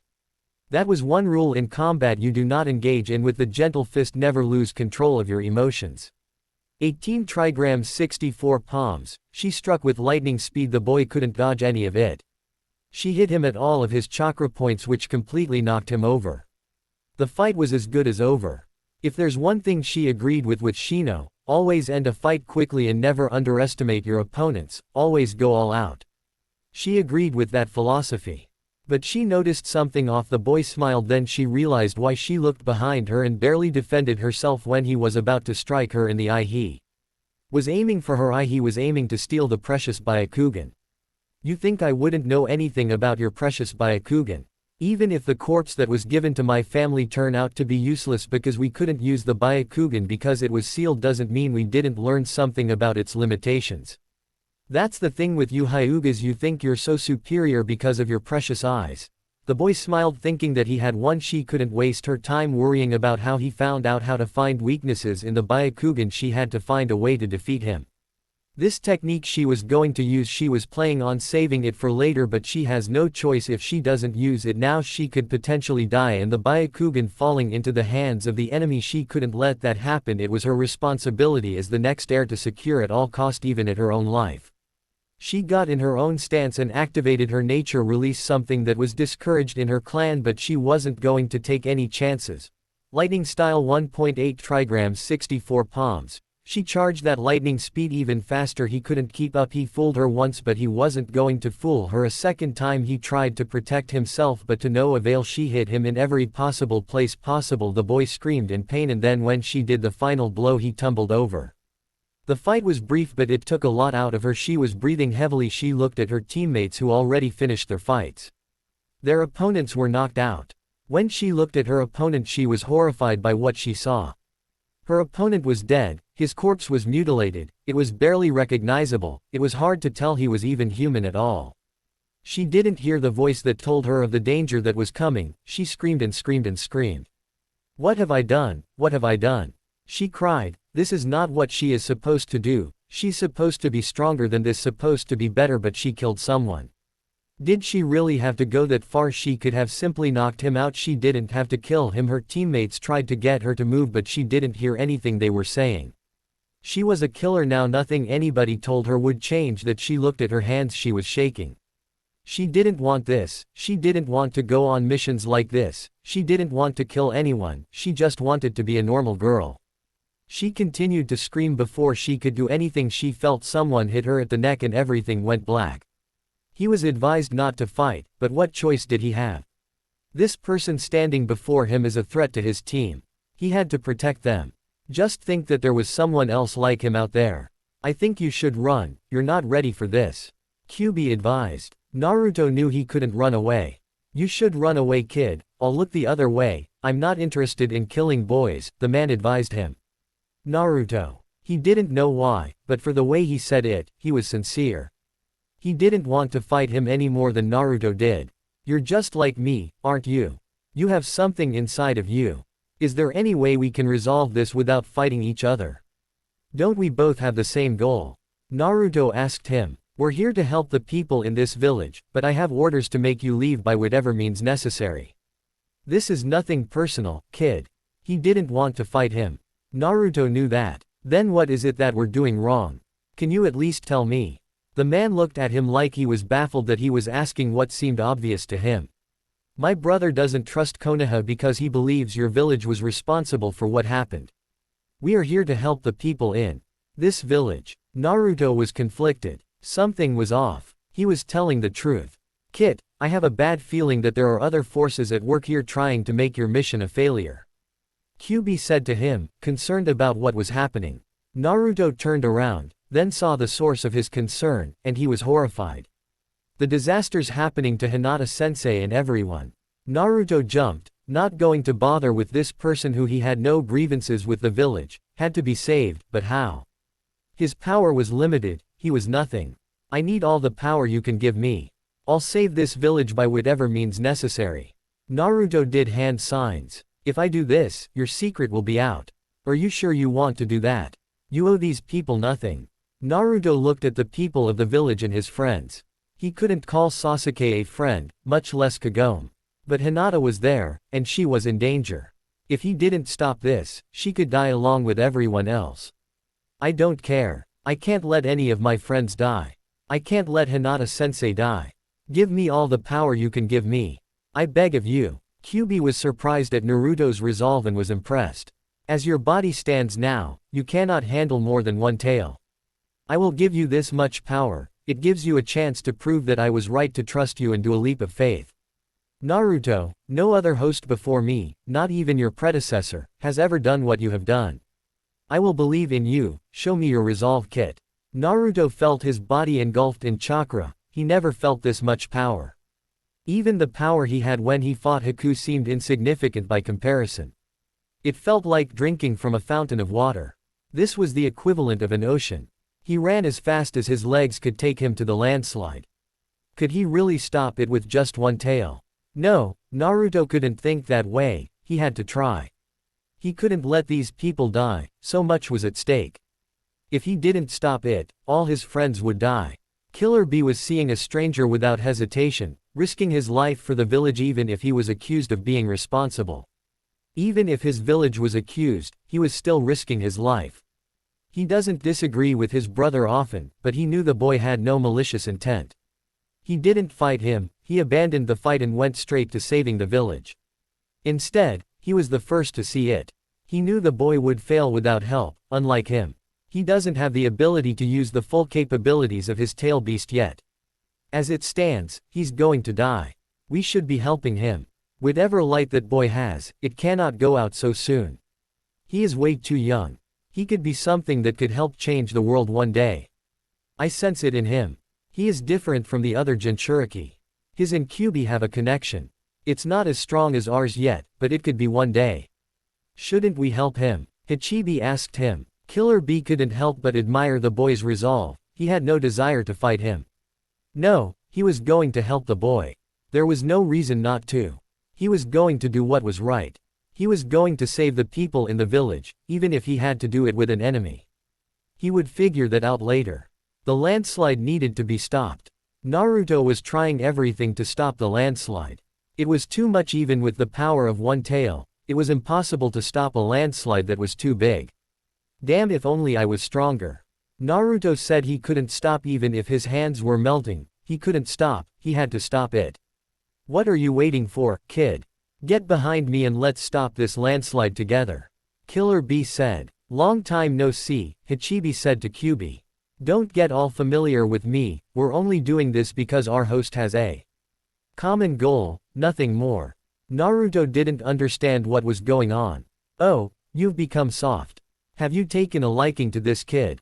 I know I have, said Hachibi. Kyuubi was embarrassed. I'm sorry, but can we not do this in a life and death situation? We're trying to stop this damn landslide, remember? Naruto screamed. We haven't forgotten that, Kyuubi said to him with annoyance. Let's focus on saving the people. We'll talk later after this is over.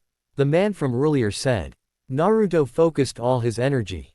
He couldn't explain a beam shot out from his mouth along with the person assisting him, which blew a hole in the ground, causing the entire landslide to collapse inside of it. It was slowed down to the point where barely any of it got past them. They stopped it. Naruto collapsed in exhaustion. It took everything, but with help he stopped the landslide. Then he heard footsteps and saw his peers along with others shocked that Naruto and Killer Bee had stopped the landslide. You stopped it, how is that even possible? Asked Sasuke. I couldn't have done it without him, said Naruto pointing at B. I couldn't have done it without you either, said Naruto seeing him with a closed fist. Naruto didn't know if it was a cultural norm or if he was offering him a congratulations, so he put his fist against B in acknowledgement. What the hell are we doing? These are our enemies, said one of the genin. Naruto looked and saw a dead boy who was being held. The situation was tense. No one's going to kill anyone, I will not allow any further hostilities and neither will you, is that agreeable, Naruto? Asked Killer B. Naruto was tired from all the fighting. I agree, not everyone was satisfied, but before anything could be they heard a loud explosion. Naruto looked at the direction where Hinata was. What was going on over there? Hinata knew there were 3 potential enemies nearby, but she couldn't help feeling like there was someone watching them. She could have pinpointed it. She couldn't understand why she was feeling that way, but someone was watching them, and it wasn't any of the 3 chakra signatures she saw with her Byakugan. The place where the first disaster happened, she put her hand on the ground, feeling it. Some say the Byakugan is the all-seeing eye, but that's just an exaggeration. She has the ability to glimpse into the past and the future, however, she can't control it, and she can't explain it to anyone. As if time itself had stopped, Hinata looked at her ability. It happened again that she was able to take a brief glimpse into the past. Was this the day of the disaster? She couldn't explain how she had this ability, it frightened her. She saw 4 figures, one of them was a masked woman with a fox mask. Things are going to according to plan no matter how this mission ends. Don't worry, Danzo-sama will benefit. The woman's voice sounded distorted. We will let you take it from here.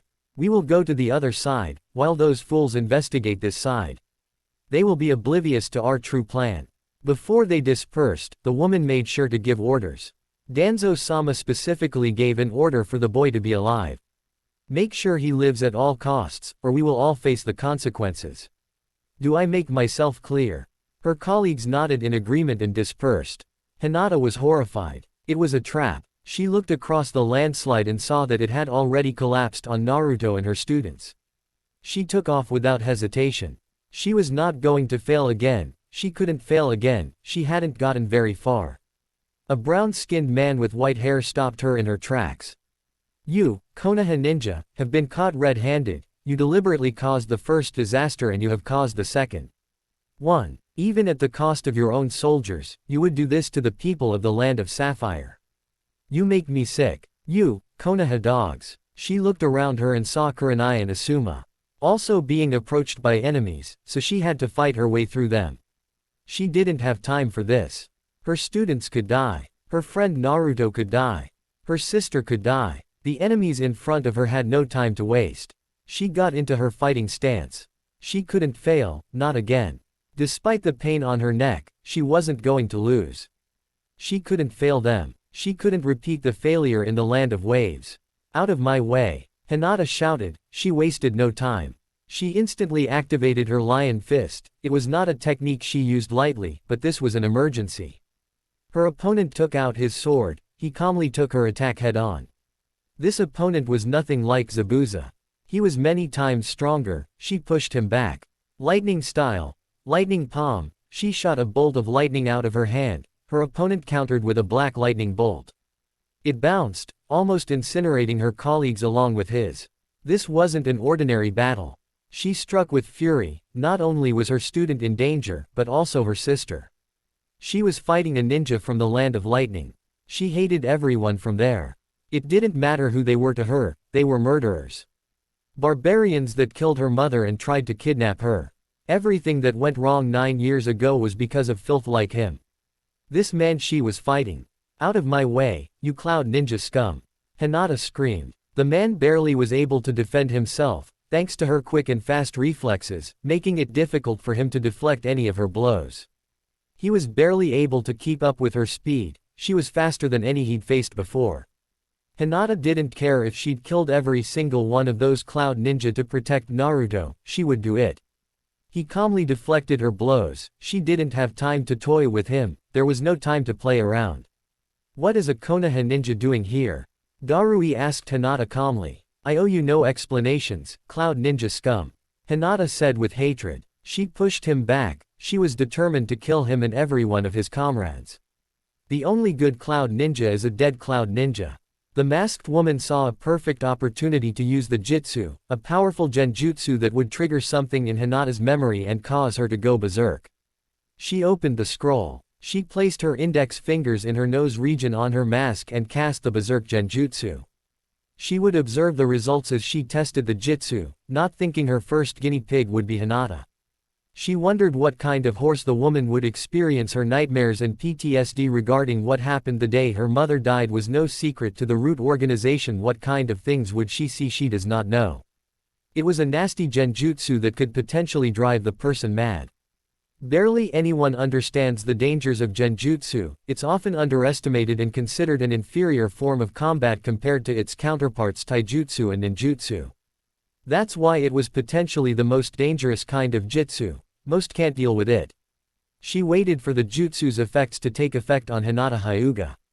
Regardless of the results, she would report to her master about it, whether it's success or failure of a potential weapon that could be used against Konoha's enemies in the future. Hinata wasn't fighting rationally, the man blocked everything. The lion fist, which were blue, it was turning black. The color of the lion fist represented the mental state. Hinata was not fighting with a calm and pure heart. She was fighting with hatred in her heart. Hatred for the enemy. Hatred for the country that tried to kidnap her as a child and murdered her mother. Her opponent did another jutsu to try to counter, but it didn't work. Hinata effortlessly destroyed everything he threw at her.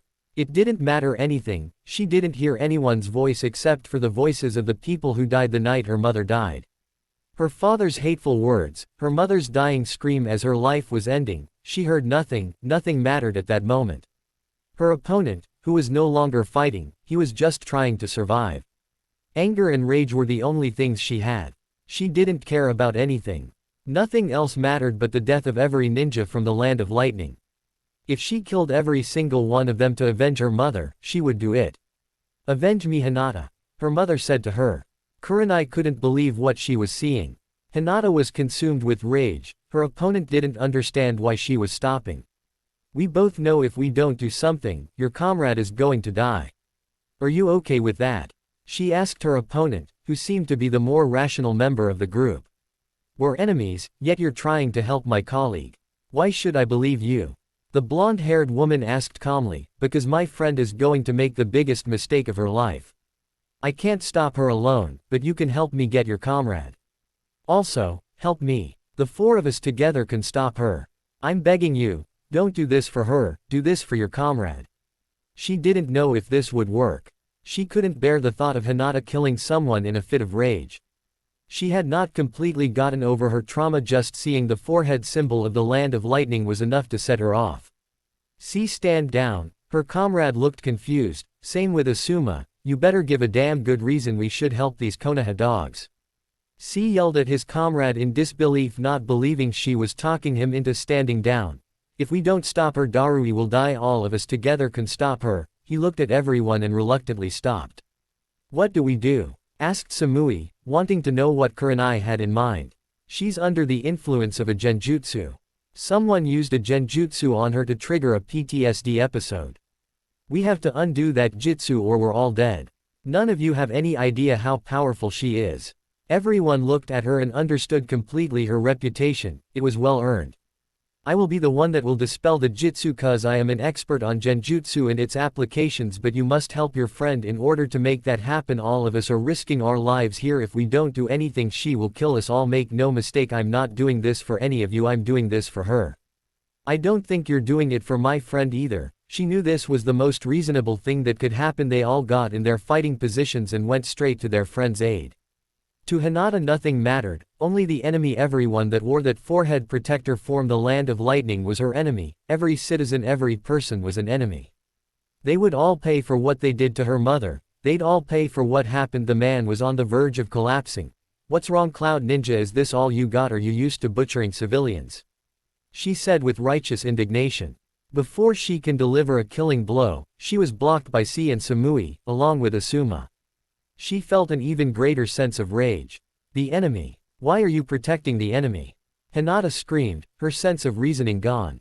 Asuma had never seen Hinata consumed by rage. they couldn't believe what he was seeing. That's not the only thing he saw, the markings started appearing on her face. Her eyes went from lavender to a yellowish color, which more resembled a snake than a human. Hinata, I'm your friend, don't you remember? Asuma asked, trying to reason with her. You betrayed me for them. They are the enemy. They are the enemy. Hinata attacked him, but he was barely able to defend himself. She was way stronger than he was, especially with the curse mark, which covered more of her face. Hinata, snap out of it. This isn't you, you're under the influence. Kurenai pleaded. You betrayed me, too, for the sake of my mother's killers. You're even willing to side with them. Hinata said, filled with sadness and betrayal. We have to defend ourselves, she can't be reasoned with. Asuma said to Kurenai. She cannot be reasoned with, she's too dangerous. We will have to do what we have to do, it's unfortunate but we do what we must. Asuma said with a melancholic tone, knowing that he had no choice. Hinata couldn't be reasoned with. This genjutsu was powerful, indeed. He didn't want to hurt her, but she was way too strong for him. Not to use whatever abilities he had in his arsenal. He activated his windblade on his weapons. The blades were like two short swords. He was hoping he wouldn't have to cut Hinata with them, or hurt her. But he had no choice. If he didn't, everyone would die. She charged at him, he tried to cut, but the blade wouldn't go through. The lion's fist was way too powerful. He was knocked back, along with the people who supported him. What the hell was this? He saw purple chakra. She stared down at her fallen foe, the one that she was about to kill before him and Darui. Where was Kurenai? Naruto did not know why, but he ran as fast as his legs can take him. He ignored, but everyone was saying the one-tailed state gave him lightning speed. He was running as fast as his legs would take him. He smelled Hinata's scent, but he felt emotions he never felt from her: anger, rage, hatred. She was going to kill someone and she was going to do it in cold blood. He couldn't let her become a killer. He couldn't let her become the very thing that she despises. He had to stop her. I need more power. Is there any way you can give me 2 tails or 3? Naruto asked Kyuubi. Your body can barely take 1 tail. I will not suffer fools, Naruto, he warned. Hinata needs me if I can't protect her. What good is this power? Naruto asked him. Tell me, Kit, what are your honest feelings towards this woman? Kyuubi asked him seriously. She's important to me, the most important person to me. I would die for her. Why do you ask? The fox was thinking deeply. Show me your resolve then, if you're determined to protect her with the power that I'm giving you right now. If you show me that your resolve is strong, I will give you permission to use more than 1 tail. But know this, if your resolve is weak, I will not give you more than 1. Do I make myself clear, Kit? This is my life I'm risking, it's not just yours. We are partners. You and I. What one of us does affects the other. Remember that. Naruto knew without him, he would be nothing. He ran as fast as his legs could take him. He finally got to his destination, and when he saw disturbed him Hinata, everyone looked beaten. Was she really going to kill everyone? Hinata-sensei, stop. All was silent. She heard a voice. It was Naruto, one of her students. She looked at everyone, then she felt someone put her arm around her. It was her friend. Genjutsu release. She shouted, but nothing happened. She threw her onto the ground. She looked at her with hatred. She looked at everyone else. They were all traitors, all of them. They were all working with the people who had killed her mother. Hinata-sensei, stop. This is not who you are. You are not a killer. She heard the same voice. Don't listen to him. Avenge Mama. Those cloud ninjas deserve it, and so do those who get in your way of vengeance. They took away everything from me. My dear Hinata, every single cloud ninja must die. All of them deserve it. Your uncle died too because of that bastard who murdered me. She heard her mother. That sweet voice she hadn't heard in so long. Mother, Hinata said like a child who was lost.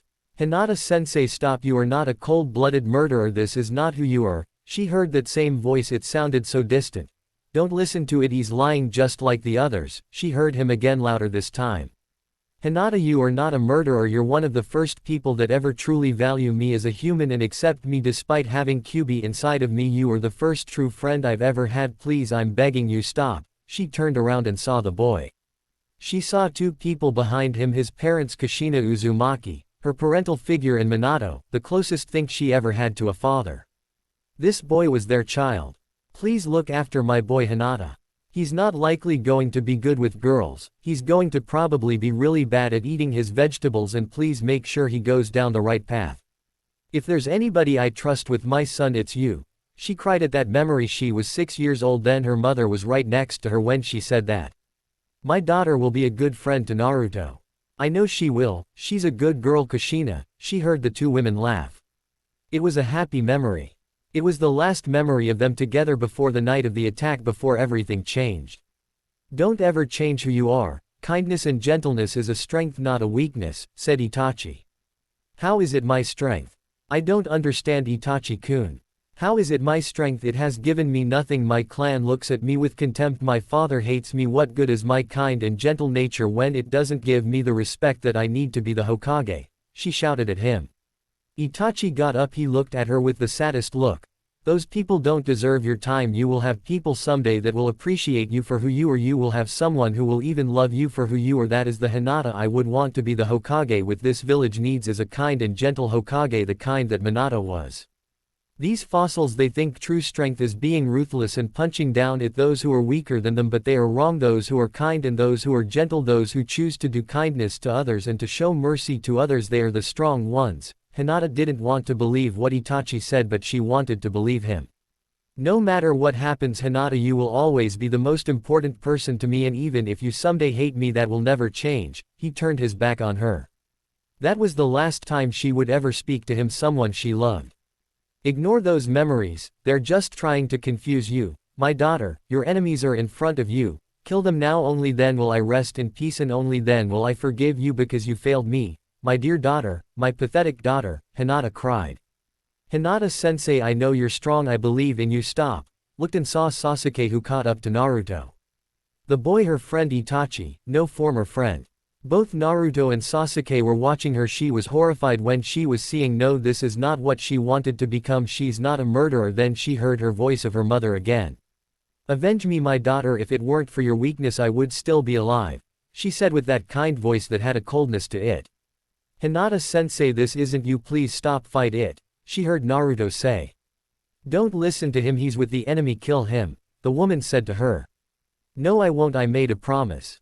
To Kushina-san, she said, resisting her voice. You stupid, worthless girl, you should have died. The least you could do is avenge me, her mother screamed at her with hatred. You should have died instead of your mother, you worthless wretch, said her father. I had a bright future, but you're the reason I died.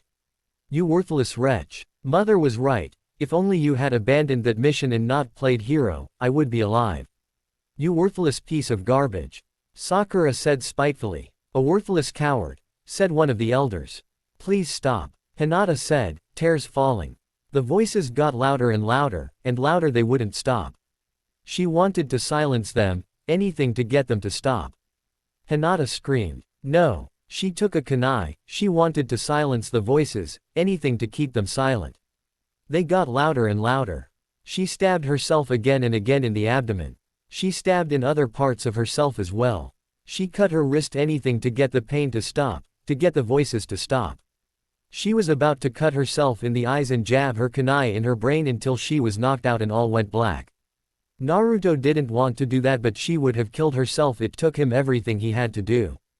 He used two tails in order to make it happen. She fell to the ground in a heap. Naruto looked at Sasuke. He was shocked that he caught up to him. Then he saw his other teammate Kagome and the others. Kurenai approached Hinata and checked if the jutsu was still in effect. It wasn't. Whatever Naruto did, it ended the jutsu. What happened to the village? Asked Kurenai. Naruto answered. It's been saved, but I can't take credit. Neither of us can. I'm afraid without. He looked at Killer Bee. I'm sorry, I don't know your name, the man answered for him. The name is Killer Bee, but you can call me B. Naruto, in spite of the situation, smiled boyishly. Thank you. If I had to be honest, I would not have been able to save Sapphire Village without you. We make a good team. It's a shame we could not have met under different circumstances, the man couldn't help but agree. I was almost killed by your sensei and we're all friendly. Whatever, Darui said, not really caring. Regardless, we are as invested in finding out who caused a disaster as you are. Asuma said to the other ninja around them. What if it was a Konoha ninja? What are you going to do then? Asked C. Then we will do what's right and leave, Naruto answered, which shocked everyone. That's not your call to make, Naruto, Asuma reminded him. No, that's Hinata-sensei's call, and speaking of which, what the hell happened? Naruto asked everyone of the Jonin. I don't know, she was under the influence of a powerful genjutsu, nothing I've ever experienced before. Every one of you are not to tell anyone, understood? This is a S-ranked class secret. All of the genin nodded in agreement. Naruto, despite the day being one, it didn't really feel like much of a victory. He couldn't properly protect Hinata. He had to hurt her. He felt powerless and weak. Why couldn't he protect her? Why can't he protect his teammates? He wants to be stronger.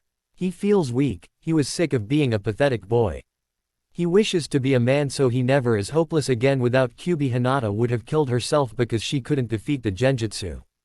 The masked woman was pleased the jitsu worked. It was a powerful weapon, a little flawed but powerful indeed, turning allies against each other. She would report to Danzo the success of her mission. When she looked at the boy, she couldn't help but know that was impossible. She disregarded the thought as soon as it entered, but she couldn't help but feel something familiar about him. She disregarded the thought. The only thing that mattered was the mission en route she was going to. Bring the success of her mission. The next phase of her master's plan would begin soon. What do we do? Our mission was to ensure the destruction of the inhabitants. That mission has failed, asked her colleague who wore the mask of a Oni. The mission has succeeded no matter what happens. Our master's agenda has been going according to plan. There's no need to be concerned what happened. Those genin, whatever they succeeded or failed, is of no consequence. The mission's objective has been fulfilled. Hiruzen will look even worse, which will only justify his replacement in the near future. This mission was a disaster. With Konoha's fingers attached to it, he will pull out in good faith, which will only make his position weaker. Everything works beautifully. That's the beauty about long-term plans, is it not? Asked a boy who wore a fox mask. It matters not. Danzo-sama will get rid of the weeds in due time. We will finally have destroyed anything in our way to bring prosperity to Konoha, said a man by the name of Tanuki Shigaraki. The group headed back to their destination. The masked woman did not care one way or the other, but something about Naruto Uzumaki. Why was he familiar to her? Why did she feel something towards him? She put that thought aside. Emotions was not the way of the ninjas or tools. They were weapons and nothing else. She had to be the perfect weapon for Konoha. Thank you for watching. Please make sure to like and subscribe, and have a nice day.